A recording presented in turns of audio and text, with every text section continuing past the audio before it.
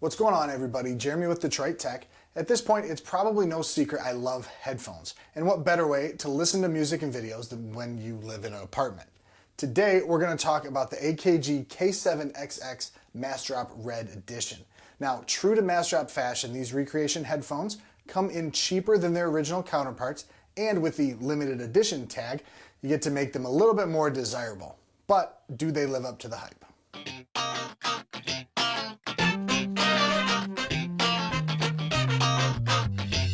So at $200, these run about $25 cheaper than the original AKG 702s at the time of this review. So what's different? Electronically, really nothing.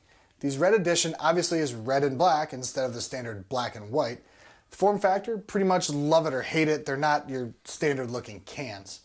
They are open-backed ear cups. They won't isolate you from really the outside world at all. They do pivot around to really make sure you can get a good fit.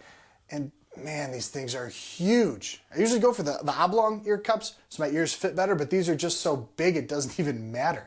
My ears fit snugly without even touching the nice thick padding. On top of that, the headband just disappears when you put these self-adjusting headphones on. The clamping force isn't very high either. These are just downright comfortable. And according to my wife, they're the equivalent of a big comfy armchair for your ears. I'll take it. They're powered by a nice long cable with the classic AKG proprietary plug in the left ear cup. It's always my favorite when there's only one cable coming out of the headphones. Now to the meat and potatoes. These are pushed at 62 ohms, so I knew my personal M-Audio 2X2 would work well for them. So let's start with the negatives first. They're $200.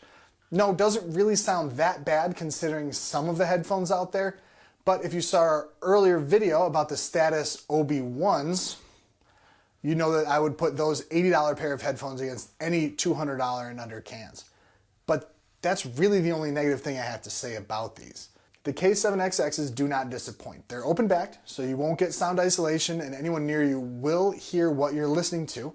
They're pretty flat, like EQ-wise, which is great depending on really who you are. You might say the music is not as exciting unless you have like giant bumps on the high and low end, but the detail you get makes up for that, unless you listen to dubstep.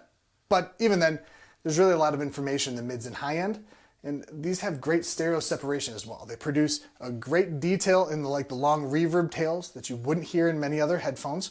The details of analog recording do not go unnoticed on, the Foo Fighters' Sonic Highways album. You can hear that extra warmth that tape really does add. All in all, these are wonderfully well-rounded pair of headphones. The fairly flat EQ curve lends well to mixing music if that's your thing. They don't over-exaggerate really any frequencies, and they're accurate enough really to let you hear even the reeds vibrating from the sax and oboe and Bela Fleck and the Flecktones' Big Country off the Live at the Quick album. One of my favorite albums, by the way. So it's conclusion time. Are these worth $200? Well, Corey behind the camera bought them, so sure. But really, these are a pair of headphones I wouldn't mind curling up with on a cold night with a nice cup of hot chocolate and some music. As our friend Brad would say, wouldn't kick him out of bed. But again, worth the $200? Really depends on who you are. Me, I'm not rushing out to buy them. I have some headphones for mixing, and I have my OB1s from Status Audio as my daily drivers on my computer for less than half the price. If you need a good pair of open back headphones and love the flatter, more honest EQ, these are pretty darn good. I'll probably pick up a pair in a few years just to round out my collection, but for now,